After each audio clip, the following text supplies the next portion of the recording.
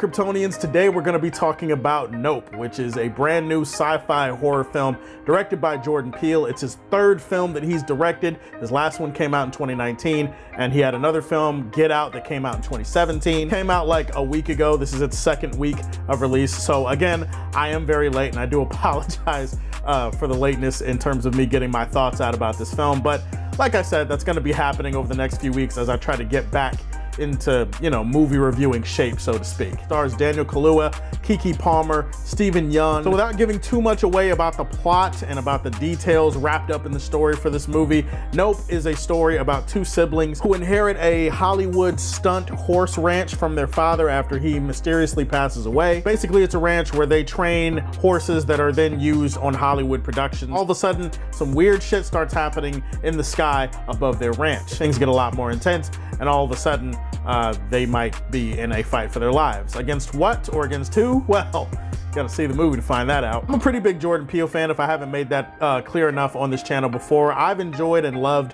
his other two films, Get Out and Us. I've liked some of the stuff he's produced on. Obviously, Key and Peele, that's one of the all-time great sketch comedy duos in sketch duo history. I'm pretty sure this film showed up on my most anticipated movies of 2022 video. And despite seeing the trailers and knowing that this movie was gonna be a little bit different than Get Out and Us, I actually had no idea what to expect. And right off the bat, I will tell you that this is not a horror movie. I would classify Get Out and Us as horror/thriller type films. I would describe this movie as more of a sci-fi thriller that has horror elements in it. And one of the best things about Jordan Peele is that he's able to kind of please both sides of the spectrum when it comes to the movie-going audience. When it comes to people who just want escapist entertainment, Jordan Peele's movies usually have that. There's a lot of intense, thrilling scenes in a movie like this. There's a lot of scenes that are gonna have you on the edge of your seat. A lot of scenes that are gonna have you in the theater going, nope, nope, nope. So in that sense that you just get to kind of enjoy what's happening on screen, Jordan Peele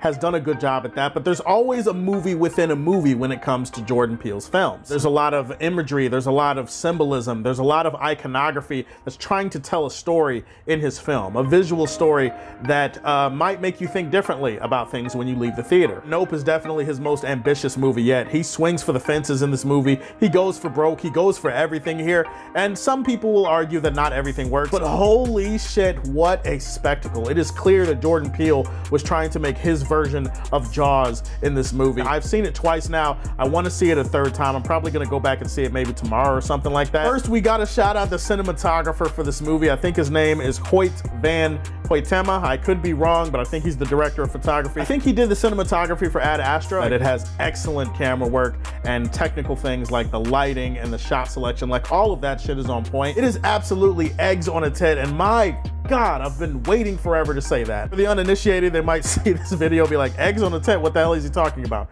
Guys, 80% of the time in these videos, I have no idea what I'm gonna say until I get in front of the camera and I actually say it. Well, eggs on a tent is just one of those weird, kooky things that I made up a while ago to talk about how beautiful the cinematography is. And you know what? The real ones have been waiting months for me to say that again. In the camera placement, some of the angles and some of the zooms and the pans that Jordan Peele is going for here, a lot of it is about the atmosphere that these shots create. If there's one thing that this movie has in spades, it is atmosphere. And this movie really drove up my anxiety when it comes to like stuff in the sky, because a lot of times in this movie there are characters looking at the sky trying to find whatever it is in the sky that they're looking for, because I've always had a fear of like falling from like a great height. So now it's kind of like the reverse. I'm looking up in the sky at something that's coming to get me instead of like the ground rushing up to meet me. It's a weird feeling. It's hard to explain, but all I'll say is that the atmosphere and the tension created from a lot of the shots in this film, it's some of the best that you'll see all year. It's one of the most gorgeous looking films of 2022. Performances in Nope are outstanding, as I expected and hoped that they would be. Keke Palmer is the lead for a movie like this, and she is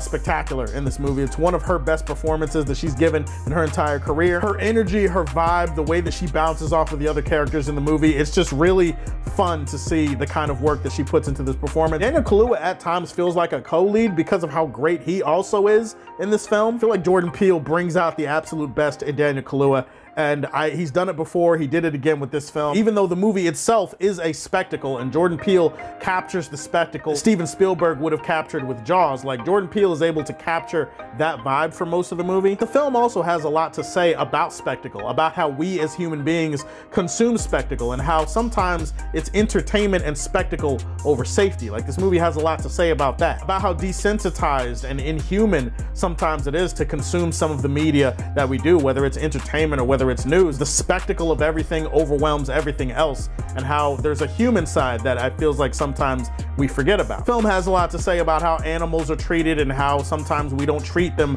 like they're animals with the safety and care and precaution that we should, and sometimes it's really just about how much fun animals can be. The movie also has something to say about the forgotten voices of Hollywood, how sometimes the people behind the scenes, the people that you don't talk about, that you don't hear about, they're being forgotten to history, but these are the people that are probably the most important in terms of creating a production that you like, whether it's a movie, a TV show, anything like that. So the film has a lot that it's trying to say about that. It has a lot of scenes that people are going to be like, well, what does that have to do with anything? As far as shit that doesn't work for me in this movie, I do think the pacing probably could have been a little bit better. Like the first 30 minutes or so, it's kind of a slow burn. I also feel like while I love the main characters in the film, I feel like we could have had a little bit more fleshing out of their relationship, specifically as it relates to their background and their complicated history with their father. I feel like the movie kind of touches on some of that, but it doesn't focus on it as much as I would have liked, and I think it could have added something to both of the main characters in this movie. That there is one bit of imagery that didn't really work for me. The movie keeps cutting back to it,